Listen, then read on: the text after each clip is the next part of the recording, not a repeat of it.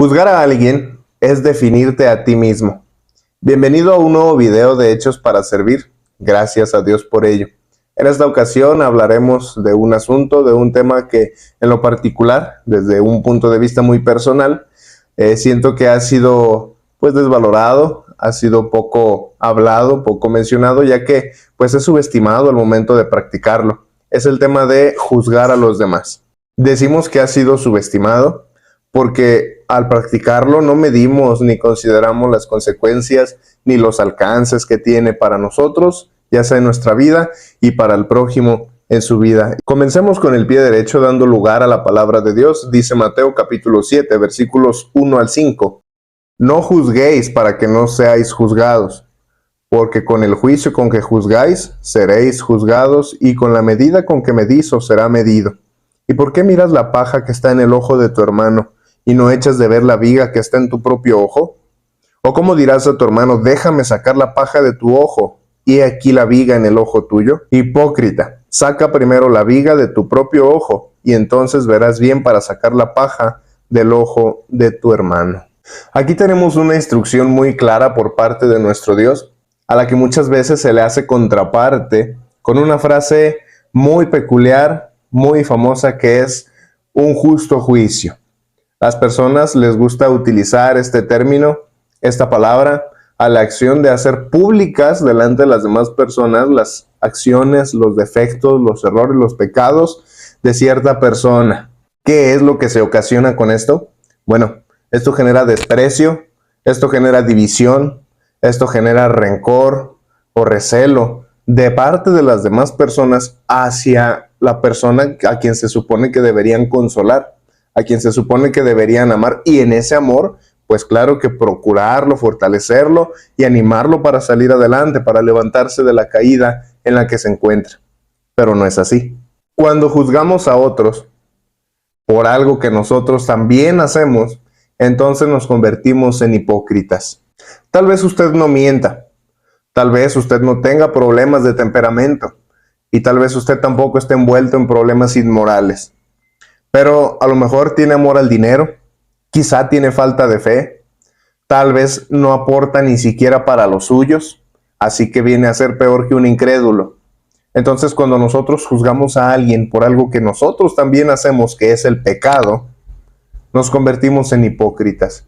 Dice el versículo 5 en la traducción Dios habla hoy: hipócrita, saca primero el tronco de tu propio ojo, y así podrás ver bien para sacar la astilla que tiene tu hermano en el suyo.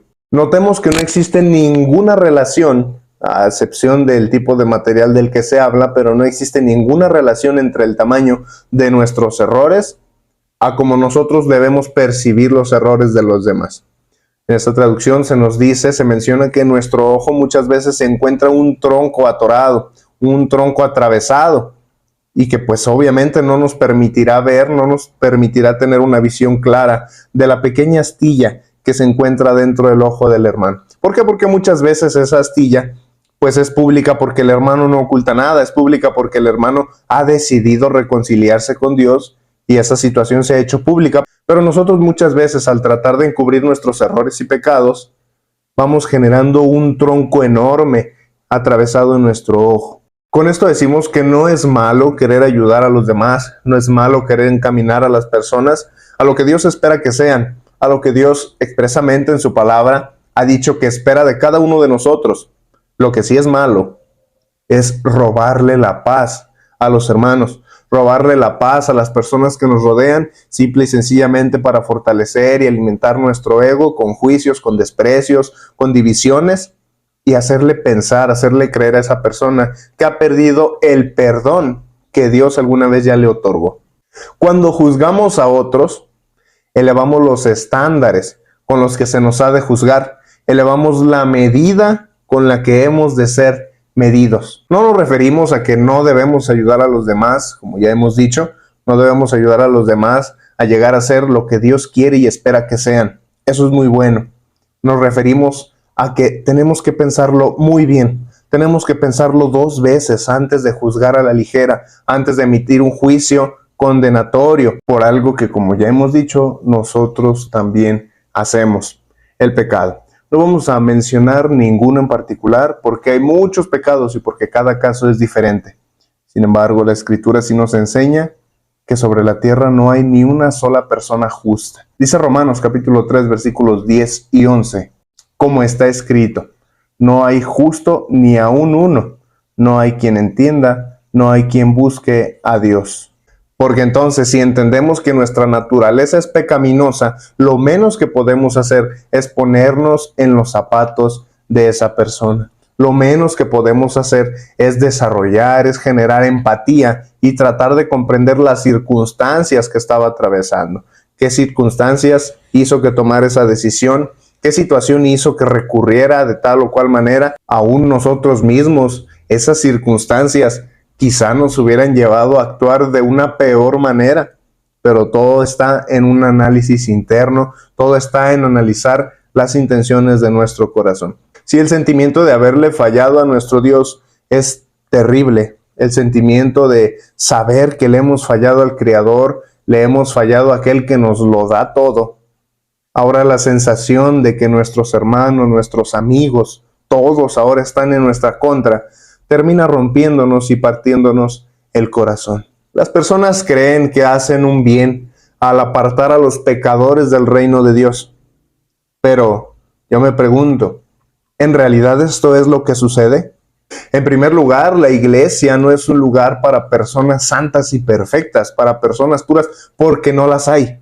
La iglesia es un hospital al que acudimos los pecadores para ser sanados de esa plaga mortal. En segundo lugar, uno nunca sabe si Dios y la persona ya se reconciliaron. Uno nunca sabe si Dios ya perdonó a la otra persona y nosotros seguimos con ese sentimiento de rencor, con ese sentimiento de que te vas a ir al infierno, con esos pensamientos y esas actitudes, condenándolo y haciendo que su fe pues se vea atacada, haciendo que su ánimo se vea atacado y quizá nosotros terminemos siendo piedra de tropiezo para alguien que ya restauró su relación con Dios. En la Biblia, el apóstol Pablo enseñó acerca de un joven al que se le había impuesto cierta disciplina. Él le dice a los hermanos en otra carta que tuvieran mucho cuidado con el manejo, que tuvieran mucho cuidado de no extenderla demasiado, porque Satanás se aprovecha de todas esas situaciones. Dice 2 de Corintios, en el capítulo 2, versículos 5 al 11, vamos a dar lectura. Si alguno ha causado tristeza, no me la ha causado solo a mí, sino hasta cierto punto también a todos ustedes. Digo hasta cierto punto para no exagerar. El castigo que la mayoría de ustedes le impuso a esa persona ya es suficiente. Lo que ahora deben hacer es perdonarlo y ayudarlo, no sea que de tanta tristeza lo lleve a desesperación. Por eso les ruego que nuevamente le demuestren el amor que le tienen. Ya antes les escribí sobre este asunto, precisamente para probarlos y saber si están dispuestos a seguir mis instrucciones. Así que a aquel a quien ustedes perdonen algo, yo también se lo perdono. Y se lo perdono si es que había algo que perdonar, por consideración a ustedes y en presencia de Cristo. Así Satanás no se aprovechará de nosotros, pues conocemos muy bien sus malas intenciones. Versión Dios habla hoy. Nótese que el apóstol Pablo dice, demuestren el amor que le tienen. ¿Por qué hacemos énfasis en esta parte? Bueno, porque las personas que tienen esta práctica, hemos escuchado que lo hacen por amor a su alma. Bueno, el apóstol Pablo enseña que la mejor manera de amar a alguien y de demostrarlo es reconciliarlo con Dios y reconciliarlo con nosotros en la relación, en la participación, en la comunión. Esa es la mejor manera de amar a los hermanos. Esa es la mejor manera de amar al prójimo. Es lo que haría Jesús.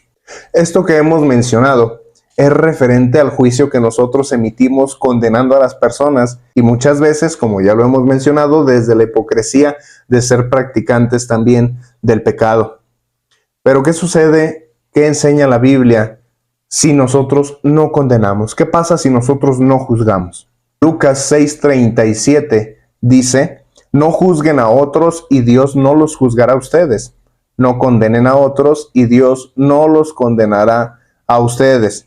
Perdonen y Dios los perdonará.